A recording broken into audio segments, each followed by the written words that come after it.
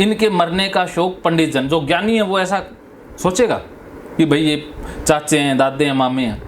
तो जो इंसान जब गलत करता है तो वो अपना जो अस्तित्व है वो गिरा देता है कि वो चाचा है, उसने अपनी किसी भी बहू के साथ या मतलब कुछ भी किया या नहीं किया, नहीं रोक नहीं पाया, तो वो अपना वो ससुर या चाचा होने का हक खो देता है ना। तो उसने अपनी पुत्र वधू की रक्षा नहीं की और उसी सभा में बैठे रहे ये लोग, तब भी उन्होंने दादा गुरु होने का तो हक खो दिया ना जी। तो ऐसे लोगों के लिए शोक करना जरूरी है, ऐसे लोगों का मरना जरूरी है। तो ज्ञानी होते हैं वो भी शोक नहीं करते। तो इनमें देखो अर्जुन की बातों में और उसके व्यवहार में कोई तालमेल नहीं है कि ज्ञानी जो होता है उसका व्यवहार भी ज्ञानियों जैसा होता है। ऐसा नहीं है कि उसका व्यवहार तो भाई अज्ञानियों जैसा मिलेगा और बात ज्ञानियों, वो बात अलग है। तो ज्ञानी कौन है, पंडित कौन होते हैं, ये कृष्ण बता रहे हैं कि पंडित वो होते हैं जो सही बात सही समय पर करते हैं। ऐसा नहीं है कि ब्राह्मण के घर में पैदा हो गया वो पंडित है, जाति से कोई पंडित नहीं होता। नहीं। जाति से ना कोई जाट होता, कर्म से होता है। कर्म किसके क्या है, इसमें आगे आएगा कि कर्मों से ही इंसान की पहचान होती है कि ये क्षत्रिय है, ब्राह्मण है, वैश्य है या कसाई है या क्या है, वो कर्म बताते हैं। जाति से कोई लेना देना नहीं। जाति का भी जो ईश्वर के घर में तो कोई जाति भेदभाव ये सब है ही नहीं, ना कोई धर्म। ईश्वर ने बनाई ही नहीं है, ईश्वर ने वर्ण बनाए हैं। वर्ण क्या है, वो पर्सनैलिटी टाइप है। जैसे आपके हस्बैंड की पर्सनैलिटी अलग है, आपकी अलग है, दोनों में कोई मैचिंग ही नहीं है। पर्सनैलिटी टाइप ही, जैसे कुंडली मिलान करते हैं, वो जमाना पुराना हो गया। अब पर्सनैलिटी मिलान करनी चाहिए कि लड़के और लड़की की तुम शादी कर रहे हो, इनकी पर्सनैलिटी तो चेक करो। वो क्लस्टर ए का बंदा है जो आपका हस्बैंड है और आप क्लस्टर सी की बंदी हो, तो दोनों का कैसे होगा।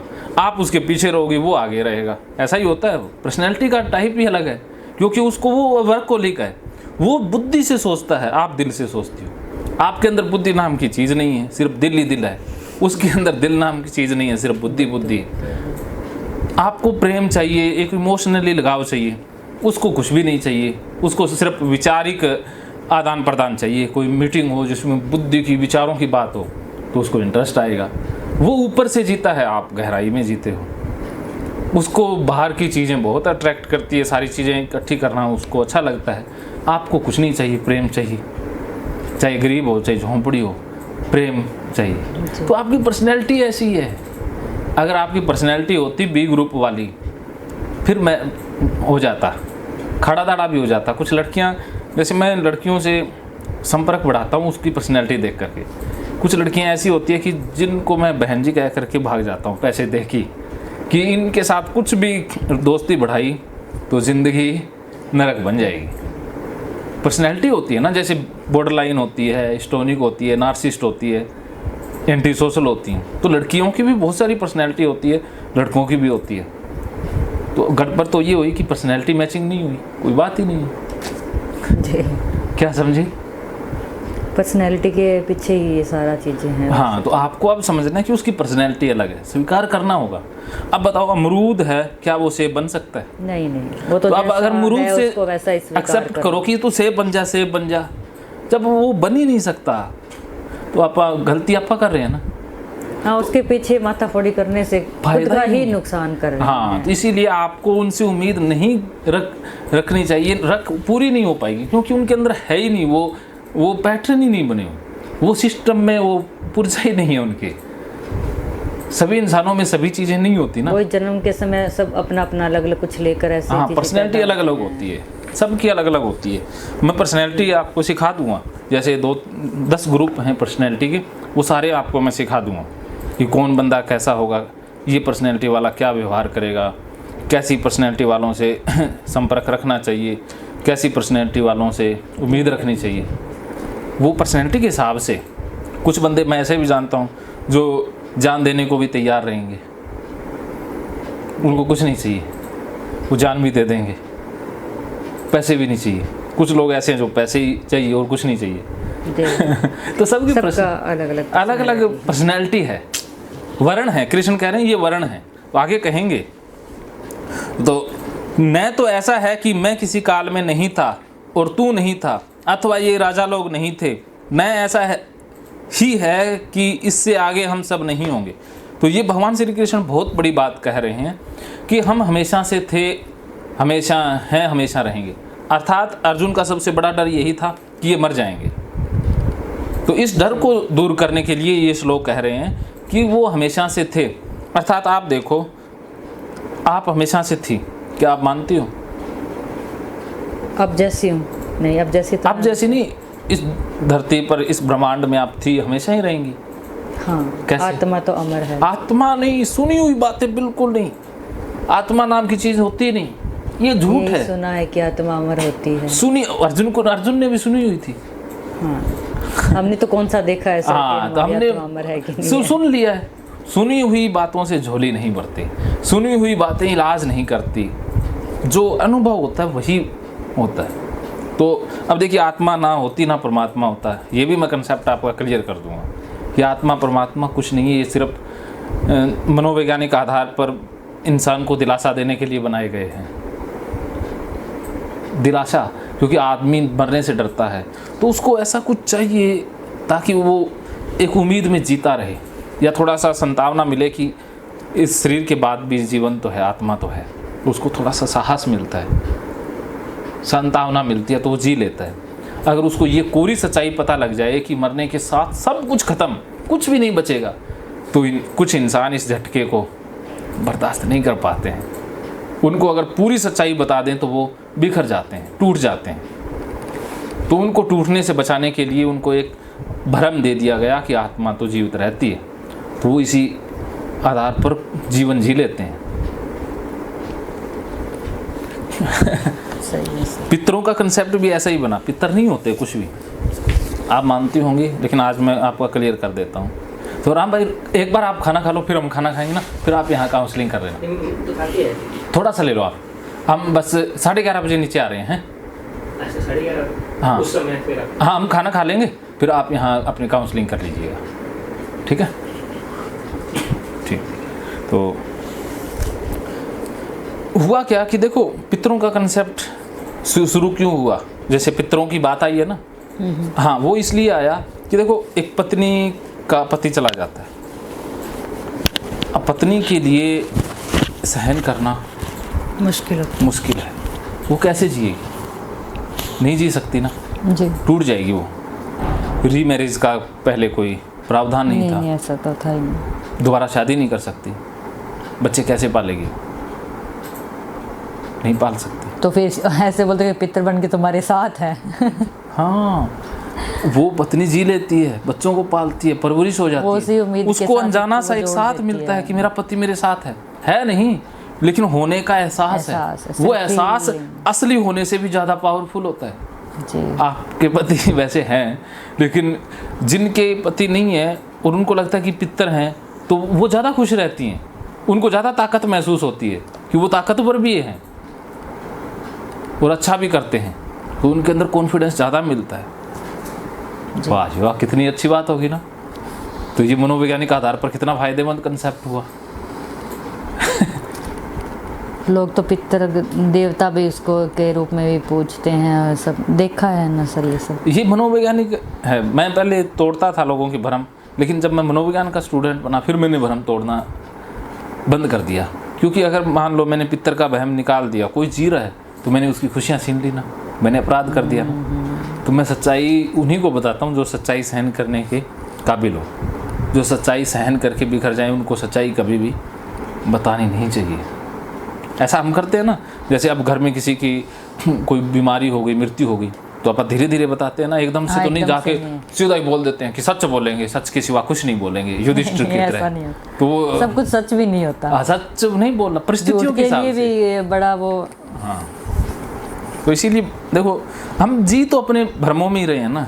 भी मैं गीता को मानता हूँ या मैं हिंदू हूँ, ये है तो एक बड़ा भ्रम। दूसरा है कि हम सारी ज़िंदगी अपने सोच में जी रहे होते हैं, ना मुझे असली का पता, ना आपको पता, ना किसी को भी नहीं पता। हो सकता है कि ये सारी बातें हम बस अपने अपने वो बिलीफ के लिए कर रहे हो, कि मैं जो मानता हूँ वो बता देता हूँ, आप मानते हो आप बता देते हो, सारे ऐसे ही तो राम कहानी कर रहे हैं। तो ये देखो, अंतिम सच्चाई तो ये है कि किसी को कुछ नहीं पता, सारे लठी चला रहे हैं। मैंने फिलोसफी को पढ़ा ना, फिर मैं जाना कि सारे फिलोसफर ये जो आत्मा परमात्मा का कंसेप्ट क्यों इंसान के मन में आया, फिर कैसे चीज़ें बनी, सारे अलग अलग मानते हैं।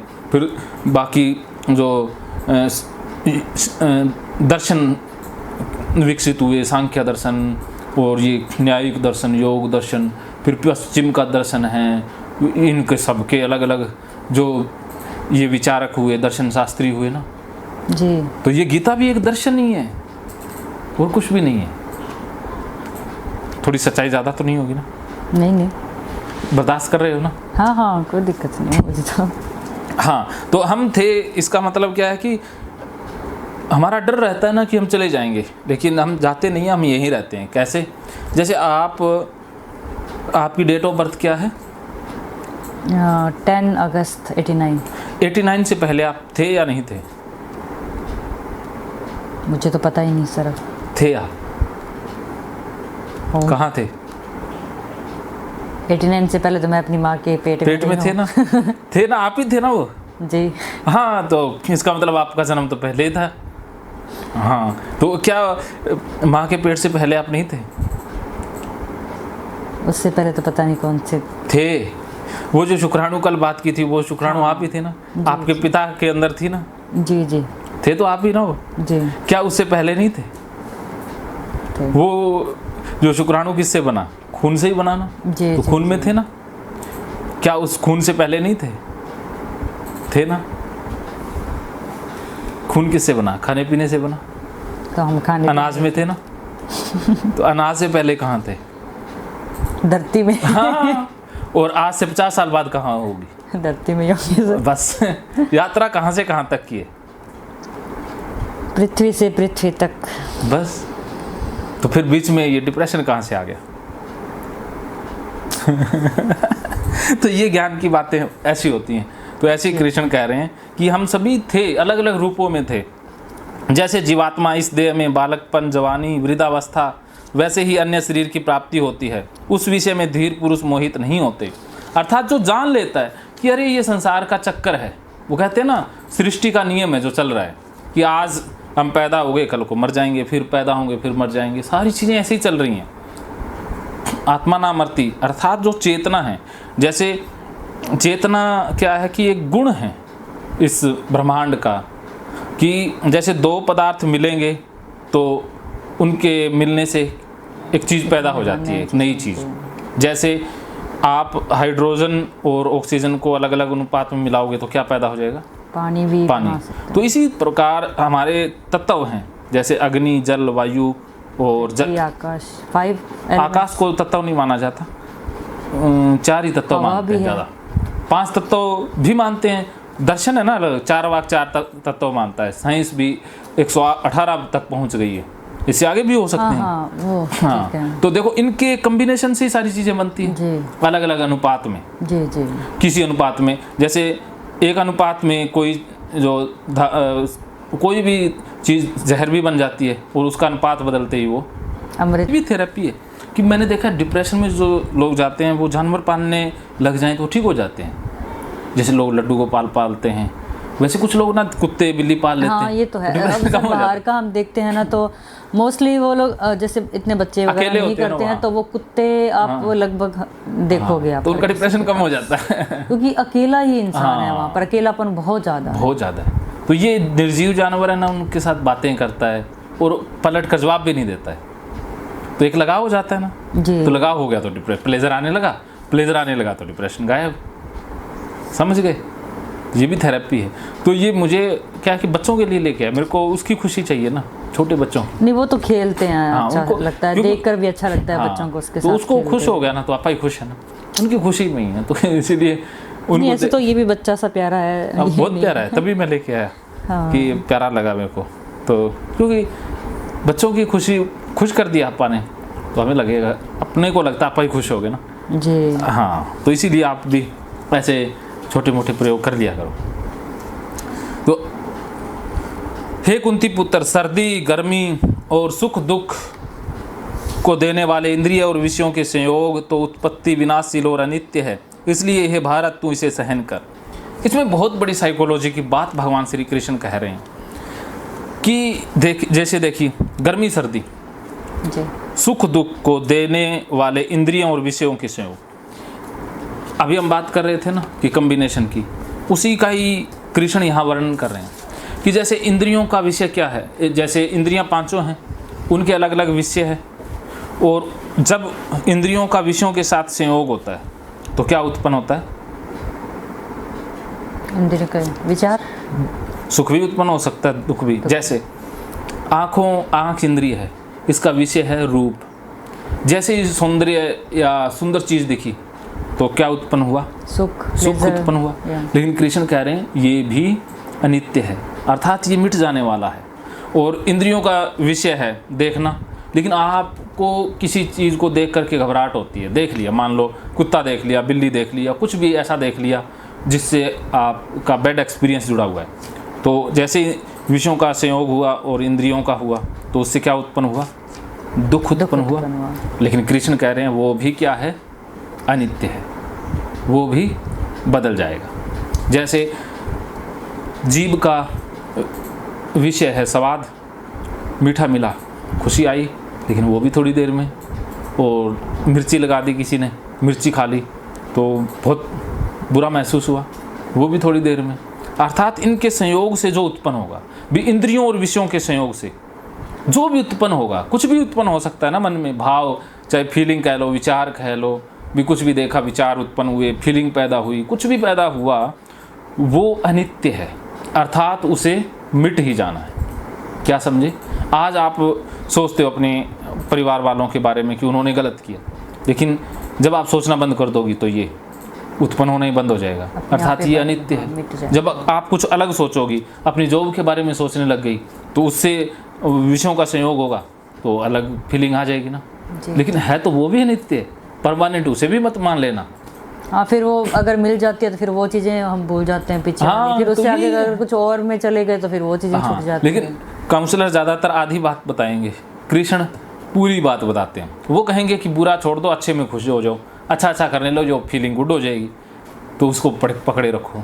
लेकिन कृष्ण पूरी समझ दे रहे हैं कि चाहे आपको बुरा फील हो रहा है, ये भी मिट जाना है, अच्छा फील हो रहा है, मिट ये भी जाना है, दोनों को ही छोड़ दो तुम लोग। ये हमेशा तो कुछ भी नहीं। हाँ, हमेशा परमानेंट कुछ भी नहीं। अनित्य का मतलब है टेम्परेरी। तो हमारे जो दुख सुख सारे टेम्परेरी हैं, सारे टेम्परेरी हैं। आप जिन चीज़ों से आज परेशान हो, क्या 10 साल पहले थी? नहीं, टेम्परेरी। आज से हो सकता है महीने बाद आप बहुत अच्छी भी हो सकते हैं, उससे भी अच्छा हो सकता है जो बहुत पास्ट में थे। हाँ, तो टेम्परेरी है ना। तो फिर क्यों नेगेटिव कंक्लूजन निकालना कि मैं तो ऐसे ही रहूँगी, पता नहीं मैं ठीक होंगी कि नहीं होंगी।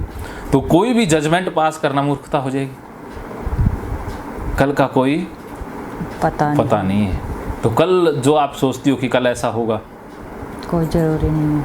अच्छा सोचती हो वो भी कोई पता नहीं है, बुरा सोचती हो उसका भी कोई पता नहीं है, दोनों ही टेम्परेरी है। तो धारणा बदल गई ना। जैसे एक बार क्या हुआ कि एक राजा था, वो महात्मा के पास जाता है और महात्मा को कहता है कि महात्मन, मुझे एक वाक्य में ऐसा मंत्र दीजिए कि अगर मैं दुखी हूँ तो मैं खुश हो जाऊँ, और अगर मैं खुशी में नाच रहा हूँ तो मैं शांत हो जाऊँ, बैलेंस हो जाऊँ। ऐसा एक ही वाक्य में आंसर दीजिए। तो उस महात्मा ने क्या कहा होगा? एक वाक्य क्या बताया होगा? आपके लिए काम की चीज़ है, वो याद रखना, हमेशा उस वाक्य को याद रखना है। वो क्या है कि यह वक्त भी गुजर जाएगा। जब आप बहुत ज़्यादा खुश हो कि आयम बल्ले बल्ले बाकी थल्ले, जब ये याद करते हैं कि अरे ये खुशी वाला वक्त भी गुजर जाएगा, तो ईगो डाउन हो जाता है। जब आप दुखी हो, वक्त काटे ही नहीं कट रहा है, लेकिन आप जब सोचते हो कि ये वक्त भी गुजर जाएगा, हो गए ना, बाहर आ गए ना। क्या समझे? कोई भी चीज़ समय स्टेबल तो है नहीं, उसने तो चलना ही चलना है। तो जो आज के दिन जो हो रहा है वो कल नहीं होगा। और ये टाइम तो रुकेगा ही नहीं, रात होगी फिर दिन होगा, फिर रात होगी फिर दिन होगा, और सब चीज़ें चेंज होती जाएगी। तो आपका भी मन चेंज हो जाएगा जी। तो क्या आप हमेशा उदास रह सकती हो? नहीं। तो बताओ फिर क्यों उदासी में दुखी होना? पहले जैसे पास्ट, बहुत पास्ट में जाते हैं तो बहुत खुश थे, फिर थोड़े और ज़्यादा दुख के दिन आए, फिर थोड़े कम हुए, अब बिल्कुल फिर कम हो आए, जाएगा। फिर दोबारा कम भी आ हुए। जाएंगे। कल को बच्चा हो जाएगा, उसकी पढ़ाई की चिंता आपको हो जाएगी। फिर वो चेंज हो जाएगा। एक हाँ, दुख के दुख बस किस टाइप का है, वो एक दुख भी कई वो टाइप के हो सकते हैं। विषय और उनका वो मिलन है, वो चेंज होता वो रहेगा। चेंज हो जाएगा। कल को फिर बहू के साथ आज लड़ोगे। डिप्रेशन के कारण दुखी है, कल किसी और चीज के कारण हाँ, हो फिर जाएंगे। वो बच्चा- सुख भी होता है, बड़े थोड़ा बड़ा हो जाएगा, फिर आप काउंसलिंग सुख भी लोगी कि मेरा बच्चा पढ़ता नहीं है, मेरी बात नहीं मानता। वो तो सारा एक समय जो हाँ, है तो वो रहेगी बदलेगा। ना चीजें। इसका मतलब ये देखो, बाद में बदल सकती है ना चीजें। जी। फिर आप खुश हो जाओगी कि मेरे बेटे की शादी है, फिर आप दुखी हो जाओगी कि मेरी बहू है, ये तो जी। मानती नहीं है मेरा कहना। पता नहीं, फिर बहू को तो देखेंगे नहीं देखेंगे इससे पहले ही। हाँ, वो तो आप अज्यूम तो कर ही सकते हैं, अपने हाथ में है ना। नहीं पूरा हो ये सकता है हम 100 साल से भी ऊपर जी जाएं, हो सकता है कि कल ही मर जाए। हो सकता दोनों ही है बातें हैं ना। दोनों ही बात। तो अपने को दोनों ही छोड़ देनी है, इसी वक्त में आ जाना है। फ्यूचर में तो ज़्यादा जीना भी नहीं चाहिए। हाँ। फ्यूचर का तो कुछ पता ही नहीं है। हाँ, अभी काफ़ी चीज़ें क्लियर हुई इतने ज्ञान योग से। हाँ सर। क्या क्या क्लियर हुआ? बहुत सारी चीज़ें हो गई सर। वाह जी वाह, फिर तो दुखों पे हो गई, समय का हो गया, कोई चीज़ें हमेशा नहीं रहती है, काफ़ी चीज़ें हैं सर। और भी पहले कल 2 दिनों में भी काफ़ी, मतलब एक माइंड में क्लियर हो चुकी है वो चीज़ें। हाँ, तो हम भी हमेशा नहीं रहेंगे। ये शरीर में हमेशा ये काले वस्त्र, ये काले नहीं रहेंगे, थोड़े दिनों में सफ़ेद भी हो जाएंगे। तो सफ़ेद देख करके दुखी होने की ज़रूरत नहीं है, ये तो समय का फेर है, बदलना है। सफ़ेद ही आएंगे, अब काले तो आने से रहे। तो लोग कई बार रंग रूंग करवा लेते हैं, मेरे को वो शौक नहीं है, क्योंकि ये तो कुदरत है, मैं छिपा नहीं सकता ना। कुदरत को आने से कौन रोक सकता है? तो जैसे वैसे रहें। तो मैं इसीलिए कुछ भी नहीं करता।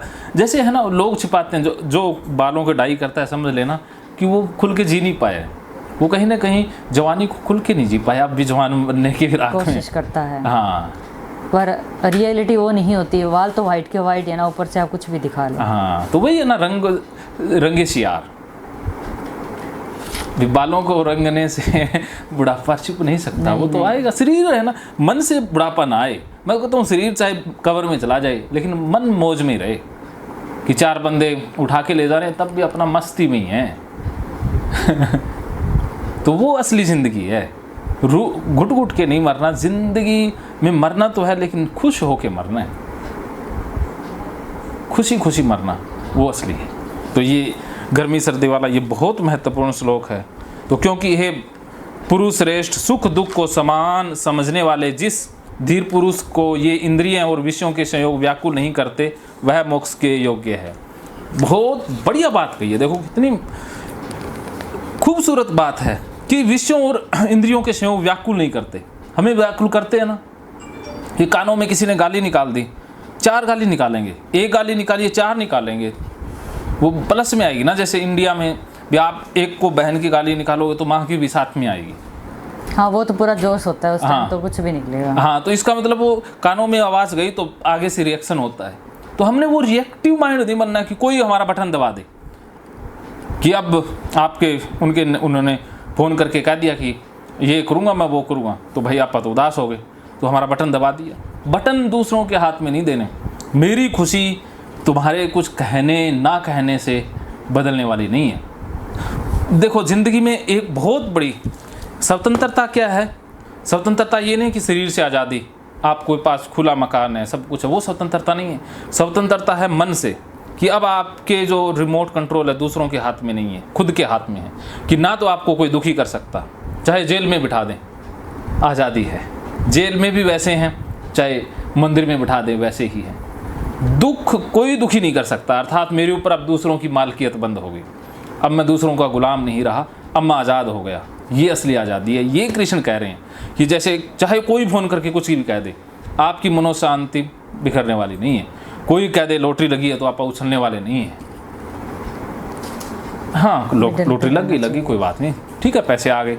अब जैसे एक कहानी सुनाता हूँ कि एक बार ना बनवारी लाल के घर को आग लग गई। अब आग लग गई तो बनवारी लाल के 3 बेटे थे। तो अब आग लग गई तो बनवारी लाल ज़ोर ज़ोर से रोने लग गया कि अपने घर को आग लग गई। तभी बनवारी लाल का वो बड़ा बेटा आया। वो कहता, पिताजी आप रो क्यों रहे हो? वो कहता, उसने मारा थप्पड़ खींच के कि अरे मूर्ख, रोऊं ना तो क्या करूं, अपने घर को आग लगी है, तू भी रो। तब वो बड़ा बेटा कहता, अरे पिताजी मैंने ये ना घर बेच दिया था, इसका सौदा हो गया है। तो कहता ये अपना नहीं, अब किसी और का है। तो वो दोनों ही खुश हो गए कि अपना थोड़ी, अब तो दूसरों का चल रहा है। तो हंसने लगे कि अपना थोड़ी ना चल रहा है, अपना तो बिक चुका है। तो बदल गई ना उसकी मनोस्थिति। फिर उनका वो छोटा बेटा आता है, वो कहता है पापा भैया आप हंस रहे हो, अपना घर चल रहा है। वो कहते कि अपना नहीं रहा, ये बिक चुका है, तू भी हंस।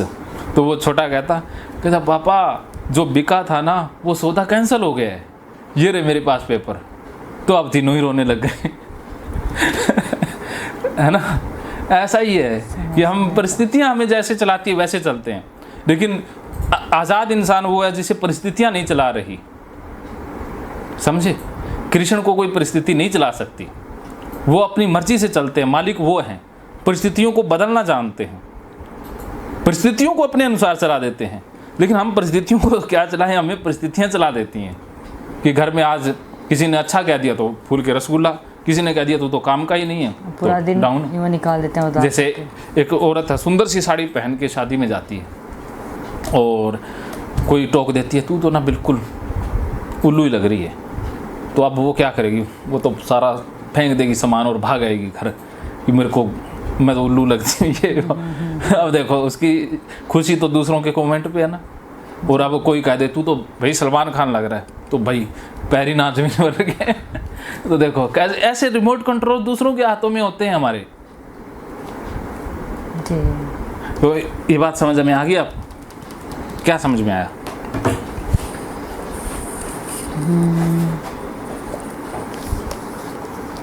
अपनी लाइफ से जोड़ के देखो कि आपके रिमोट कंट्रोल किस किस के पास है।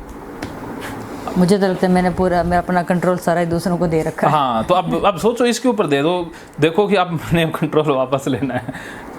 जी जी, बस इस बारे में सोचो। अब महकेंगे फिर से खुशियों के रंग भगवत गीता थेरेपी कोर्स के संग। इतिहास का पहला ऐप जो गीता के माध्यम से ओसीडी डिप्रेशन का इलाज आसान बनाएगा। ओसीडी डिप्रेशन का इलाज हुआ और भी आसान, और वो भी बिना दवाई, घर बैठे। किसी को बीमारी की चिंता है तो किसी को चिंता की बीमारी है। भगवत गीता ने लाखों करोड़ों का जीवन बदला है और आपका भी बदलेगा। गीता थेरेपी कोर्स में आपको मिलेगा सभी 11 प्रकार की ओसीडी का संपूर्ण इलाज, जैसे गंदगी का वहम, बार बार हाथ धोना, बार बार सफाई करना, बार बार लॉक दरवाजा चेक करना व अन्य सामान की चेकिंग बार बार करना, एक ही विचार बार बार आना, नुकसान व मरने मारने का विचार आना, HIV, rabies, cancer, heart attack का विचार आना, IBS और नींद न आने की समस्या का हल गीता कोर्स में मिलेगा। आत्महत्या वाले विचारों से मुक्ति भी गीता थेरेपी कोर्स से मिलेगी। राजेंद्र जोधपुरिया ऐप पर आपको ओसीडी से संबंधित राजेंद्र जोधपुरिया की किताब भगवत गीता के मनोवैज्ञानिक रहस्य और अन्य टिप्स पढ़ने को भी मिलेंगे। गीता है महान थेरेपी। गीता में CBT, हिप्नोथेरेपी, माइंडफुलनेस, ERP व अन्य बहुत सी साइकोथेरेपीज का समावेश मिलेगा। राजेंद्र जोधपुरिया ऐप एक, फायदे अनेक। आज ही प्ले स्टोर से डाउनलोड करें, लिंक डिस्क्रिप्शन में है। तो देर क्यों, अभी जाइए डिस्क्रिप्शन में और लिंक पर क्लिक करके प्ले स्टोर से अभी डाउनलोड कीजिए राजेंद्र जोधपुरिया ऐप और पाइए अपनी सभी समस्याओं का हल। मानो तो मौज है, वरना समस्या तो हर रोज है।